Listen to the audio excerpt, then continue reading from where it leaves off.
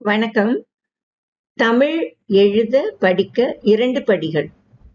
இந்த காணொளி நம்ம பார்க்க போறது, தமிழ் மொழியில சொற்களை எப்படி படிக்கணும், எப்படி எழுத்து கூட்டி படிக்கணும், ஒவ்வொரு எழுத்தையும் எப்படி எழுதணும் அப்படிங்கிறத பத்தி நம்ம பார்க்க போறோம்.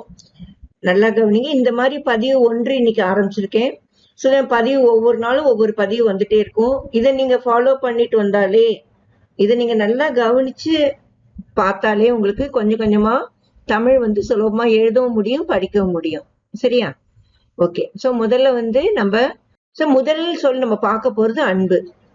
ஏன்னா அந்த அன்புங்கிறது மனசுல இருந்தாதான் நம்ம மனது அமைதியா இருக்கும். முதல்ல நம்ம நல்ல ஒரு சொல்ல ஆரம்பிக்க போறோம். அன்பு எப்படி எழுதணும் அப்படின்னு பாத்தீங்கன்னா, அன்பு, அன்ல 2 சப்தம் வருது. அ அப்புறம் இன், அ இன், அப்புறம் பூங்கிறோம். அது 3வது எழுத்து பூ. இன்பு, அன்பு. அதான் எப்படி ஒரு சொல்லா மாறுதுன்னா, ஒவ்வொரு எழுத்துக்கும் ஒரு ஒலி இருக்கு, ஒரு சப்தம் இல்லையா? அப்ப அ இன் அப்படின்னா அன் அப்படிம்போம். இன்புனா அன்பு. இப்ப எப்படி எழுதலாம் நம்ம பார்க்க போறோம். ஓகேயா? ஃபர்ஸ்ட் அ, இதான் அ. ஓகேயா? எல்லாருக்குமே தெரிஞ்சிருக்கும். இன், அன்புக்கு எப்பவுமே 2 சுழி இன் தான் வரும். இதான் 2, 1 0 2 0 போட்டு அந்த கோடு ஸ்ட்ரெயிட்டா போட்டு கொஞ்சம் இடம் விட்டு இன்னொரு 1 போடணும். ஏன்னா அப்படியே கர்வா போட்டீங்கன்னா ஐ சவுண்டுக்கு ரெப்ரசன்டேஷன் ஆயிடும். இன் போடும்பொழுது 1 0 2 0 அப்புறம் ஸ்ட்ரெயிட்டா அந்த லைன் போட்டுட்டு கொஞ்சம் இடம் விட்டு 1 போட்டா இன் வந்துடும். ஓகேயா?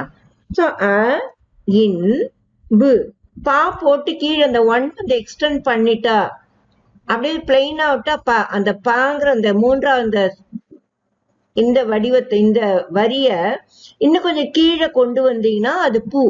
இப்பு கூட்டல் ஊ, பூங்கிற எழுத்தாயிடும். அப்போ அன்பு. புரியுதா? இன்பு, அன்பு. அடுத்து அன்பு இருந்தா நமக்கு பண்பு வந்துடும். பண்பு என்றால் நல்ல உயர்ந்த குணங்கள். அப்போ பண்பு என்ன ஒளிவது? பண், ப இன் பண். அன்புன்னு சொல்றோம். அன்புங்கும் போது நுனி நாக்குல இன் சொல்றோம். நீங்க எல்லாம் சொல்லி பார்க்கலாம். அன்பு, பண்பு. பண்புனா அந்த இன்ன நம்ம அழுத்தமா சொல்றோம். நாக்கு அப்படியே மடக்கி கொஞ்சம் மேல எண்ணத்துக்கு கொண்டு போறோம். அன்பு. அப்போ பூ. இந்த பூ உங்களுக்கு தெரியும், அதே பூ தான். ஃபர்ஸ்ட் எழுத்து ப, ப இன்பு, பண்பு. ஓகேயா? இப்ப பாருங்க, எழுதுறேன். ப 3 சுழியின் போடணும். பண்புன்னு அழுத்தம் திருத்தமா சொல்றோம் இல்லையா? அதனால 3 சுழி எழுத்து, அப்புறம் பூ. ப இன்பு, பண்பு. ஓகேயா? புரிஞ்சுதா? அன்பு எழுதிக்கணும் நம்ம. பண்பு. பூ எப்படி எழுதணும்? பா போட்டு கீழே 1 எக்ஸ்டெண்ட் பண்ணா பூ. ஓகேயா? அடுத்த வார்த்தை பார்க்கலாம். மூக்கு. மூக்கு, முக்கு இல்ல மூக்கு. நான் மூன்னு சொல்லும் பொழுது அது கொஞ்சம் நெடில் எழுத்தா இருக்குது. இம்மு கூட்டல் ஊதான் மூ, மூ, மூக்கு. அப்போ மூக்குங்கும் போது இந்த மூ போட்டுட்டு கடைசியில ஒரு 0ல எண்டு பண்ணிட்டா நெடில் எழுத்தாயிடும். அப்படி இல்லாம இங்க நான் அடிக்கிறேன் பாருங்க, இப்படி போட்டா ஜஸ்ட் மூ தான் இது. ஓகேயா? அப்படி பிளைனா விட்டா உங்களுக்கு மூ. ஆனா அந்த கடைசி எண்டுல ஒரு 0 போட்டீங்கன்னா மூ அப்படின்னு வரும். ஓகேயா? இப்போ மூக்கு அப்படிங்கும் பொழுது ஃபர்ஸ்ட் மூ, இக்கு, மூக், மூக் அப்படிங்கும்போது இக்கு, மூ இக்கு சவுண்ட் வருது. அப்புறம் கூ சொல்றோம். மூக்கு. மூகு, மூகுன்னா கூ மட்டும் போட்டா போறோம். ஆனா அங்க அழுத்தமா இக்கு நம்ம நல்லா ஸ்ட்ரெஸ் பண்ணி சொல்றதுனால மூக்கு. அப்ப இக்கு கூ தான் வரணும். ஓகே? இக்கு, அப்புறம் கூ. கூ எப்படி எழுதணும்? கா போட்டு அப்படியே டேர்ன் பண்ணா இக்கு கூட்டல் ஊ கூ ஆயிடும். மூக்கு. அடுத்து பாருங்க, முதல் எழுத்து மட்டும் மாறுது. இக்கு கூ அப்படியே வரும். நாக்கு. நாக்குனா நா, இக்கு, நாக்கு. எப்பவுமே ஒரு சொல்லுல முதல் எழுத்து நா சப்தம் வந்தாக்க இந்த நா தான் வரும். ஓகேயா? இந்த நா தான் வரும். 2 சுழி நாவும் 3 சுழி நாவும் ஒரு சொல்லுக்கு இடையிலோ கடையிலோ தான் வரும். ஓகேயா? முதல் எழுத்தா இந்த இந்த இன்னோட நாவோ இந்த இன்னோட நாவோ வரவே வராது. நாக்கு அந்த நான்னு ஒளி வந்தாலே இந்த நா மட்டும்தான் வரும். நா, நீ, எது வேணா வரலாம். ஓகே? அப்ப நாக்கு. நா இக் கு நாக்கு. புரியுதாமா? அடுத்து பாருங்க, முதல் எழுத்து மட்டும்தான் அது எல்லாமே மாறுது. தாக்கு.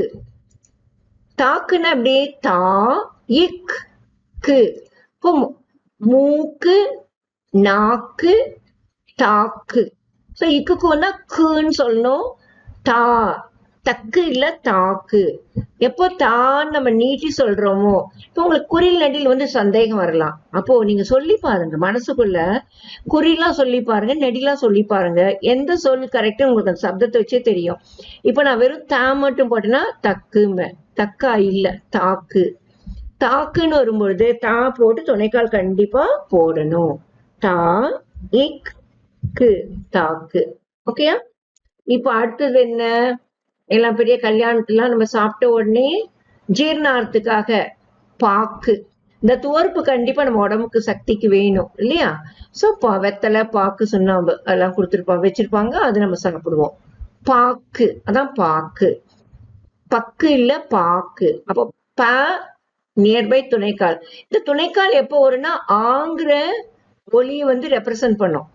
இது வந்து ஆங்கிற சப்தத்தை கொடுக்கும். ஆனா பாவே எழுதல, வெறும் துணைக்கால் மட்டும் போட்டா இதுக்கு ஒண்ணுமே இல்ல, வேல்யூ இல்ல. இதுக்கு வந்து எந்த விதமான ஒரு இது தனியா படிக்கவும் முடியாது. அதனால பா பக்கத்துல துணைக்கால் கண்டிப்பா போடணும். அப்பதான் பா இக்கு பாக்கு. ஓகேயா? பா இக் கு பாக்கு. அடுத்து நம்ம என்ன பண்ண போறோம்? வாக்கு போறோம். ஓகேயா? இப்ப வாக்குங்கும் பொழுது முதல் எழுத்து மட்டும் மாறுது. அப்போ என்ன ஆகும்? வா இக் கு. வக்கு இல்ல வாக்கு. எல்லாமே நான் நெடில் தான் ஃபர்ஸ்ட் எழுத்து கொடுத்திருக்கேன். மூக்கு, நாக்கு, தாக்கு, பாக்கு, வாக்கு. வாக்குனா நம்ம வாக்கு கொடுக்கறது. அம்மா நான் இனிமே நான் கண்டிப்பா எழுதி பார்ப்பேன்மா, படிக்கிறேம்மா அப்படின்னு அம்மாட்ட நீங்க குழந்தைகள் வாக்கு கொடுக்குறீங்க இல்லையா? சோ ஸ்டூடெண்ட்ஸ் வந்து வாக்கு கொடுக்க அதே மாதிரி ஒவ்வொருத்தரும் நான் கண்டிப்பா இந்த செயலை நான் செஞ்சுடுவேன், நான் இந்த மாதிரி ஏதாவது சாதனை பண்ண போறேன் அப்படின்னு வாக்கு கொடுக்கறது. ஓகேயா? ப்ராமிஸ் பண்றது. இப்போ வாக்கு. வா போட்டு என்ன பண்ணும்? துணைக்கால் போடணும். ஓகேயா?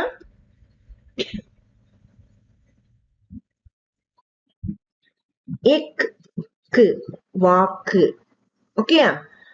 வாக்குக்கு அப்புறம் இன்னொரு வேர்டு என்ன? சாக்கு. சாக்கு சொல்லக்கூடாது. இன்னொரு சாக்குங்கிறது என்ன? சாக்கு பை. அரிசி எல்லாம் வரும் இல்லையா? சாக்கு. சோ அந்த சாக்கு பை, சாக்ரேஸ் எல்லாம் வைப்பாங்க. சோ அந்த மாதிரி அந்த சாக்கு நீங்க பாத்துருப்பீங்க. அதுக்கு வந்து சே போட்டு துணைக்கால் வரணும். சக்கு இல்ல சாக்கு. அப்போ சே நியர்பை துணைக்கால். ஓகே? அப்புறம் இக்கு கு சாக்கு. ஓகேயா? புரிஞ்சுதா? சோ நம்ம வந்து எந்த வேர்டு எழுதினாலும் அந்த ஒரு வேர்டை படிக்கும் பொழுது அதுல என்னென்ன ஒலி வருதோ அந்த ஒவ்வொரு ஒலியும் ஒவ்வொரு எழுத்து வந்து குறிக்கும். அந்த ஒலிக்கு தகுந்த எழுத்து எது நமக்கு தெரிஞ்சதுன்னா தமிழ் வந்து சிறப்பா எழுதலாம். சோ ஒன் டைம் படிச்சுடுறேன் நான் வேகமா. ஆ இன்பு அன்பு, ப இன்பு பண்பு, மூ இக்கு மூக்கு. ஆனா மூக்கு அப்படி சொல்லக்கூடாது. மூ இக்கு மூக்கு, நா இக்கு நாக்கு, தா இக்கு தாக்கு, பா இக்கு பாக்கு, வா இக்கு வாக்கு, சா இக்கு சாக்கு. ஓகே சில்ட்ரன், புரிஞ்சுதா எல்லாருக்கும்? சோ தமிழ் யாரெல்லாம் கத்துக்கணும் ரொம்ப ஆசைப்படுறீங்களோ இந்த பதிவுகளை நீங்க பார்த்துட்டே வந்தீங்கன்னா கண்டிப்பா தமிழ் உங்களால சுலபமா எழுத முடியும், படிக்க முடியும். ஓகேயா? உங்களை அடுத்த வீடியோல நிறைய சொற்களோட சந்திக்கிறேன். அதுவரை சேஃபா இருங்க. ஓகே? உங்ககிட்ட முக்கியமா ஒரு சின்ன கதை மாதிரி சொல்லணும்னு ஆசைப்படுறேன். அதாவது துரோணாச்சாரி உங்களுக்கு தெரியும், பஞ்ச பாண்டவர்களுடைய குரு துரோணர். ஏகலைவன்னு துரோணருக்கு வந்து ஒரு இவர் இருந்தார். யாரு? ஒரு சீடன். அது மாதிரி ஏகலைவன் வந்து டைரக்டா கத்துக்கல. யார்கிட்ட? துரோணாச்சாரியிட்ட கத்துக்கல. ஆனா துரோணாச்சாரி வந்து பஞ்சபாண்டவர்கள் இவங்களுக்கு எல்லாம் சொல்லி தரும்போது மறைஞ்சிருந்து தான் பார்த்து அதை வச்சு தான் கத்துக்கிட்டான். வில் வித்தைய கத்துக்கிறான். அது வந்து ரொம்ப அந்த மாதிரி ஒரு முழு குரு பக்தியோட கத்துன்றதுனால அவனால வந்து எக்ஸ்ட்ரீமா, அதாவது அர்ஜுனுக்கு ஈக்குவலா அவனால வந்து வில்வித்தையில அவ்வளவு சூப்பரா பண்ணக்கூடிய அந்த தகுதி வந்தது அவனுக்கு. அப்போ ஒரு நாள் வந்து பாக்குறாரு துரோணாச்சாரி, இவனுக்கு எப்படி இவ்வளவு இருந்தா, அப்ப சொல்றான், குருவே உங்களை வந்து நான் அவரோட சிலையை வந்து அங்க பண்ணி வச்சிருக்கான், உங்க சிலையை உங்களை தான் நான் வந்து குருவா நினைச்சு நான் கத்துக்கிறேன் இந்த மாதிரின்னு சொன்னோடனே, நீ மறைஞ்சிருந்து கத்துக்கூடாது, அப்ப நீ எப்படின்னா குருதட்சிணை தரணும் அப்படின்னா என்ன வேணா கேளுங்க நான் கொடுத்துடுறேன் அப்படின்னு. ஓகே, உன்னுடைய கட்டை விரலை கொடுன்னு கேட்கிறார் துரோணாச்சார். கட்டை விரல் தான் முக்கியம், ஒரு வில்லு இது பண்ணி எய்யணும்னா கட்டை விரல் தான் ரொம்ப முக்கியம். சரி, உடனே குரு கேட்டோடனே தன் கட்டை விரல் வந்து குரு தட்சணையா கொடுக்கிறார். சோ இந்த மாதிரி வந்து ஒரு புராண கதைகள் நம்ம கேட்டிருக்கோம். எனக்கு வந்து தட்சணை கொடுங்கன்னு சொல்ல, உங்க விரல் எனக்கு வேண்டாம், ஆனா யாரெல்லாம் இந்த பதிவு பார்த்து உங்களுக்கு வந்து புரிஞ்சுக்கிறீங்களோ, உங்களுக்கு வந்து உதவியா இருக்கோ, இந்த தமிழ் மொழி கத்துக்க உதவியா இருக்கோ, நீங்க எல்லாருமே தயவு செஞ்சு உங்க அழகான விரல்னால சப்ஸ்கிரைப் வந்து ஜஸ்ட் டச் பண்ணுங்க. டச் பண்ண உடனே ஒரு பெல் அழகா வரும், கோவில் பெல் மாதிரி. அந்த பெல்லையும் கொஞ்சம் டச் பண்ணிட்டீங்கன்னா எனக்கு ரொம்ப ஹாப்பியா இருக்கும். ஓகேயா? தேங்க்யூ.